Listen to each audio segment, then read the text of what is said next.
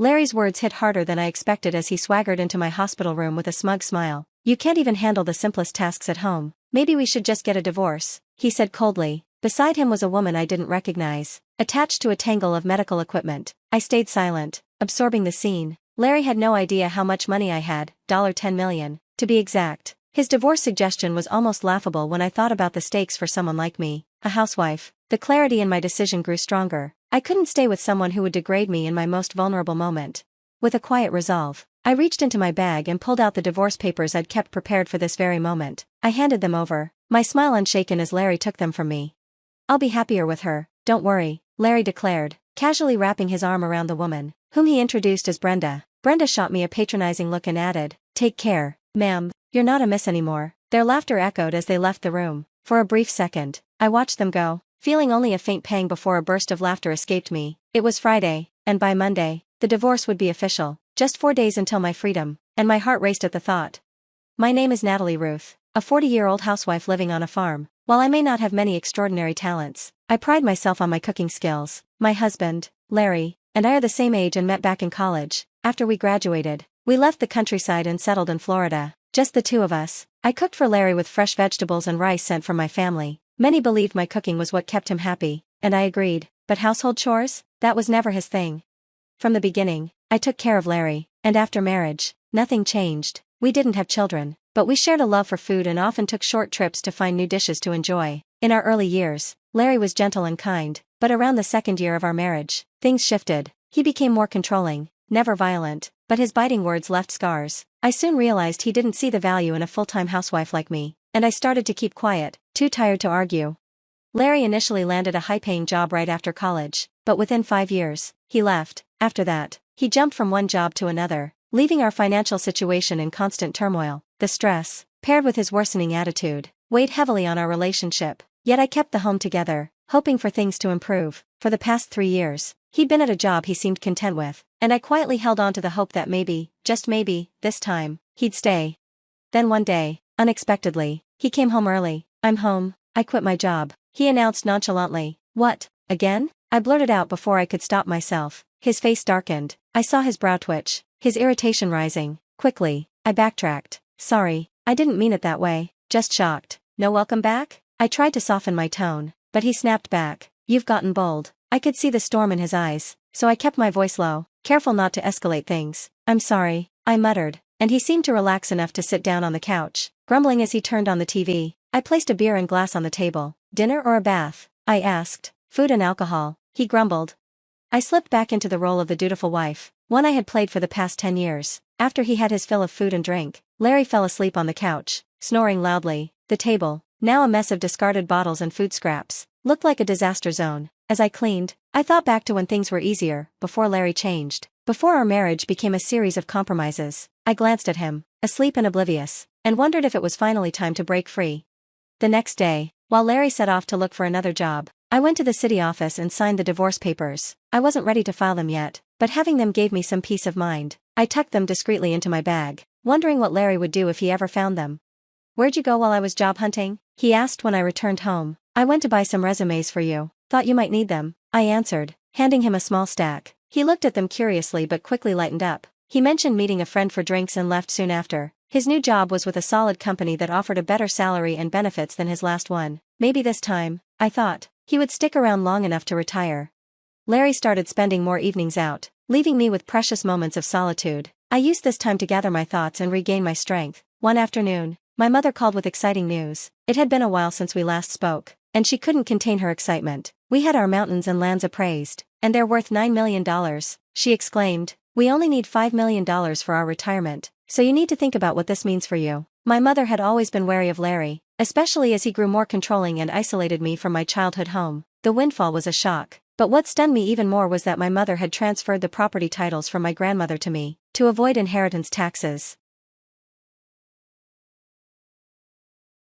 Now, with a heavy decision weighing on me, I debated whether to share the news with Larry or keep it as my own secret leverage, a means to secure my newfound freedom. A week later, life took another unexpected turn. I was involved in a car accident. Thankfully, the injuries weren't life-threatening, but they required a week-long stay in the hospital. After locking up my valuables in the room's drawer, I reluctantly dialed Larry's number.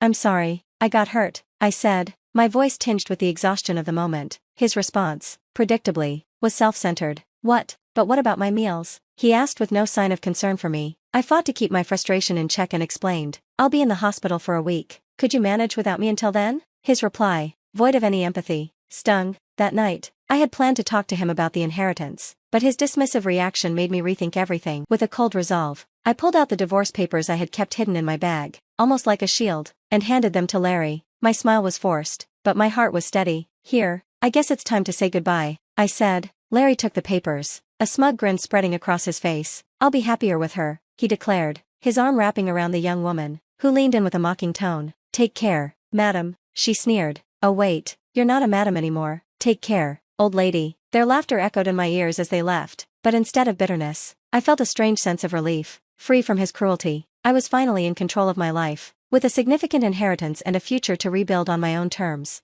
Friday came, and as I lay in the hospital bed, a burst of laughter bubbled up inside me. The divorce papers had been handed over, and by Monday, the process would be complete. The weekend passed in peaceful silence, a welcome break from the chaos, though it felt strangely unsettling, as I was so used to his constant demands. On Monday evening, my phone started ringing non-stop. After nearly half an hour of persistent calls, I decided to answer. Why didn't you file the papers? Larry's furious voice blasted through the phone. His outrage only made me laugh harder, which, in turn, seemed to only fuel his anger. I've already filed a notice of non-acceptance, I told him between chuckles, reminding him of all the empty threats he'd made over the years. He was livid, demanding that I withdraw it, but I was no longer the woman who jumped at his every whim. Calmly, I told him that nothing could be done until I was discharged from the hospital, and that we'd have to resolve it at the municipal office when the time came. His selfishness was almost laughable, but it didn't stop there. In a rush, Larry blurted out that he planned to register his marriage with Brenda, the woman he'd introduced as his new partner. He quickly corrected himself, realizing he had revealed too much too soon. When I teasingly asked if her name was Kaveen and if she was his mistress, Larry responded bluntly, she's my new wife, and technically your mistress since we're not divorced yet. His tone was matter-of-fact, as if he were stating a simple fact. I kept my composure, knowing his words were meant to provoke, and his frustration only grew as I remained unfazed. Finally, deciding to strike a more serious note, I informed him that he would be hearing from my lawyer regarding the division of our assets. I reminded him how I had always managed our home and remained faithful, while pointing out his own role in the collapse of our marriage. Larry seemed genuinely puzzled, almost as if my inability to perform housework from a hospital bed was somehow a betrayal. I patiently explained that being hospitalized didn't equate to neglect, and that his lack of support during this time spoke volumes about his true character. The conversation ended with Larry flustered, an image vastly different from the confident, self-assured man who had strutted out of the hospital room just days before. As I lay in my hospital bed recovering, the absurdity of Larry's expectations became clearer. He seemed to believe that I was still responsible for his well-being, even in the face of my injury, equating my inability to take care of housework with some form of failure on my part. His logic was so skewed that it would be laughable in front of a judge. Still, despite his gradual realization that he had crossed a line, he stubbornly clung to the idea that he was justified, especially now that he had Brenda by his side, and he claimed he no longer needed me. I reminded him sharply that his secret relationship with Brenda amounted to cheating, a point he stubbornly refused to accept. His circular arguments were growing tiresome, so I decisively cut the conversation short, telling him to communicate through our lawyers from that point on. I hung up, ignoring the flood of calls that followed until he finally gave up. However, the peace was short-lived. The next morning, my phone began ringing relentlessly from 8 a.m. When I finally answered, Larry was on the other end, ranting about being unable to withdraw money from a bank account. He seemed utterly confused as to why he couldn't access funds from what he assumed was a joint account. Are you trying to withdraw from my personal account? I asked, and when he confirmed he was, his anger flared. I had already taken precautionary steps, calling the bank ahead of time to temporarily block any withdrawals while I was in the hospital, knowing Larry's tendency to act impulsively. Larry, however, seemed unable to grasp the simple logic that I had protected myself from potential financial exploitation. He demanded I authorize a withdrawal immediately, failing to see the impropriety of trying to access funds from an account belonging to someone he was in the process of divorcing.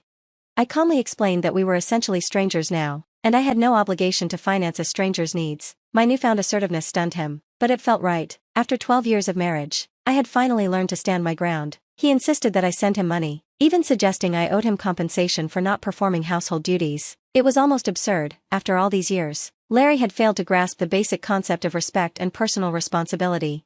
I repeated that any financial settlements would be handled through our lawyers, and his frustration grew. In a fit of rage, he threatened to visit me in the hospital. unfazed. I calmly responded that if he did, I was prepared. I had already informed the nursing staff to only allow visits from my parents, anticipating his attempts to barge in. Larry, undeterred, tried to visit but was stopped at the nurse's station. Frustrated, he turned to flooding my phone with calls and messages. I saved them as evidence and contacted my lawyer, who quickly intervened, halting the barrage of notifications. Just when I thought the drama had subsided, an unexpected twist came. I was told that, grateful for Denise's unwavering support and the strength of our 15-year friendship, I left the hospital the next day with newfound resolve. I headed to a private dining room at a restaurant where a meeting had been arranged. To my surprise, when I arrived, I found Larry and Brenda already seated, casually enjoying an expensive traditional meal. Larry, ever the audacious one, had the nerve to remind me to bring money to cover their meal. Unshaken, I refused, telling them to settle their bill themselves. I was there to assert my rights to the assets, not to subsidize their lunch. Ignoring Larry's snide comments, I and my lawyer sat down and began laying out the case. We presented clear evidence, legal documents and statements highlighting Larry's faults and the terms for the division of property. The papers made it plain that the responsibility for the dissolution of our marriage was his alone, and I was ready to defend my interests with determination. The meeting, meant to settle the terms of the divorce, took place in that private dining room, with Larry, Brenda, my lawyer, and unexpectedly, Denise, as Larry and Brenda ate, blissfully unaware of the confrontation about to unfold. My lawyer and I unveiled a series of damning photographs. These photos, taken by Denise, showed Larry and Brenda together, and even more shockingly, captured Brenda entering a hotel with another man. The guilt and surprise were written all over their faces as they stopped mid-meal. Just then, Denise walked in, confirming she was the one who had taken the photos. Brenda's face fell when she realized her aunt was involved in this meeting. Denise, loyal to me, expressed her disappointment in Brenda's actions but reiterated her commitment to our friendship. Despite seeking compensation from Brenda for her behavior, in the heat of the confrontation, Brenda blurted out that she was pregnant. The claim stunned Larry, but it quickly unraveled when Denise, unconvinced, noted that Brenda showed no visible signs of pregnancy. Under pressure, Brenda admitted the pregnancy story was a fabrication, a ploy to secure Larry's commitment. She confessed that her tactic was to target affluent older men, and her web of lies began to unravel. Larry, caught in his own deceit, was left speechless. Denise, ever the voice of reason, took charge of the situation and led a contrite Brenda away, promising a formal apology later. Left alone with me, Larry scrambled to salvage whatever he could of our relationship. He pleaded for a fresh start, even attempting to use my lack of recent work experience against me, suggesting I couldn't make it on my own. Calmly, I rejected his advances and revealed my substantial personal net worth, around $10 million, acquired through inheritance funds that were not part of our marital assets. With my financial independence secure, I reiterated my intention to move forward with the divorce. The fallout was swift. Under pressure from her family, Brenda transferred a sum of money into my account as compensation, and her mother made sure she worked to make amends. As for Larry, now estranged from his family, he faced serious repercussions. He was fired from his job, his reputation tarnished by his indiscretions, and was forced to take on multiple construction jobs to manage his mounting debts. Once the divorce was finalized, I redirected the money I received to charity and made the bold decision to relocate to the countryside, starting a new life on my own terms. Meanwhile, Denise and I reignited our friendship. We made plans to remain single, live together, and indulge in our shared passions for food and travel. Together, we looked forward to embarking on culinary adventures, taking short trips, and celebrating the freedom and strength of our bond. Excitement filled me as I prepared for a future where I could live authentically, true to myself, and embrace the joy of newfound freedom.